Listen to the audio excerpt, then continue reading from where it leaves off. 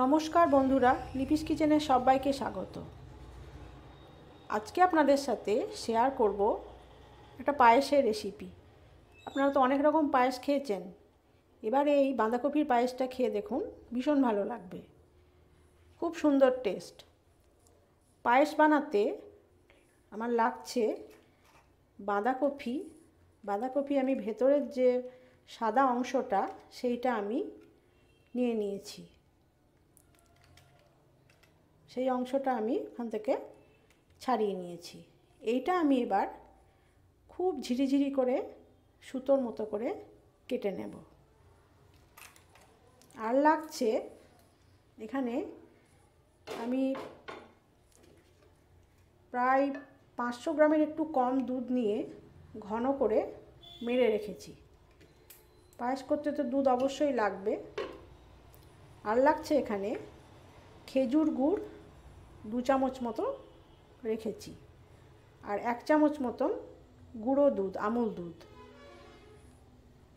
আর সাজানোর জন্য একটুখানি আনার দানা রেখেছি।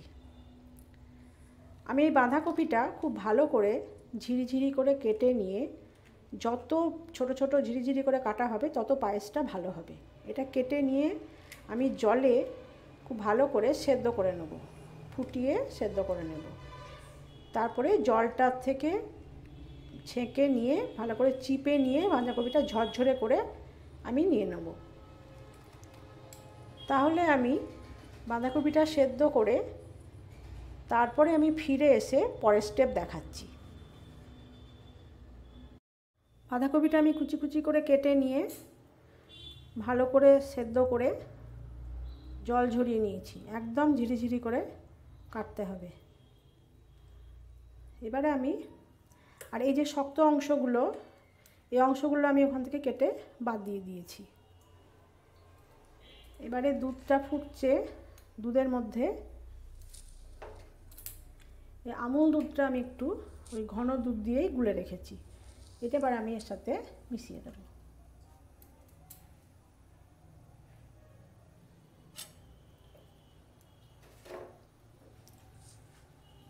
তারপরে বাঁধাকপিগুলো আমি দুধের মধ্যে আস্তে আস্তে ছেড়ে দেবো।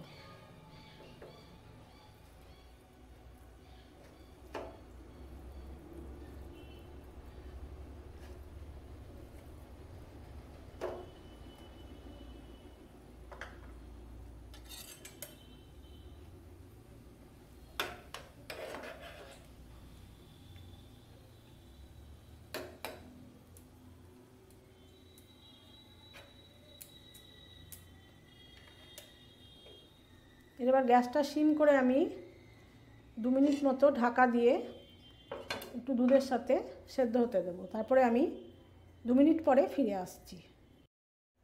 এবারে আমি 2 মিনিট পরে ফিরে এসেছি, ঢাকাটা খুলে একবার দেখব।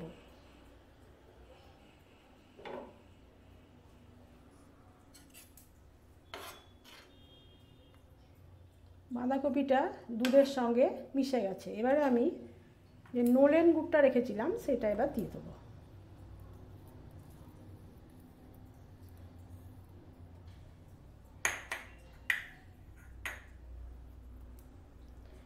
এখানে আমি চিনি ব্যবহার করিনি, তার কারণ হচ্ছে নলেন গুড় দিয়েছি, সবসময় নলেন গুড় পাওয়া যায় না। আর আমুল দুধ আছে, আমুল দুধটাও মিষ্টি। আপনারা যদি মনে করেন চিনি দিয়েও দিতে পারেন, চিনি দিয়েও করতে পারেন এটা। আর এখানে কোনো এলাচ, তেজপাতা আমি কিছুই ব্যবহার করিনি, যেহেতু এই গুড়টা ব্যবহার করেছি, গুড়ের একটা স্মেল আছে, তার জন্য কিন্তু আমি এখানে কিচ্ছু ব্যবহার করিনি। এই পায়েসটা বানানো ভীষণই সোজা।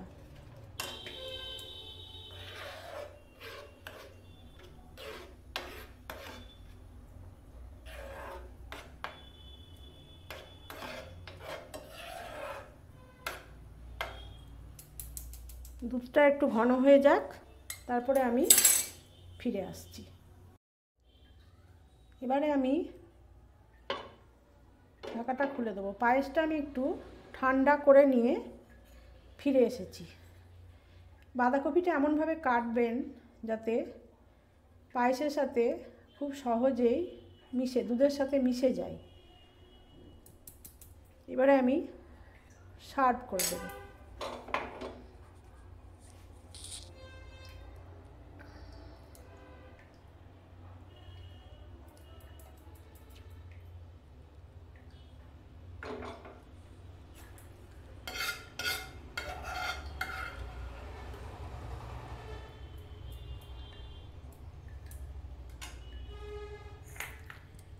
কয়েকটা আনার দানা দিয়ে এটা আমি গার্নিশিং করে দেব।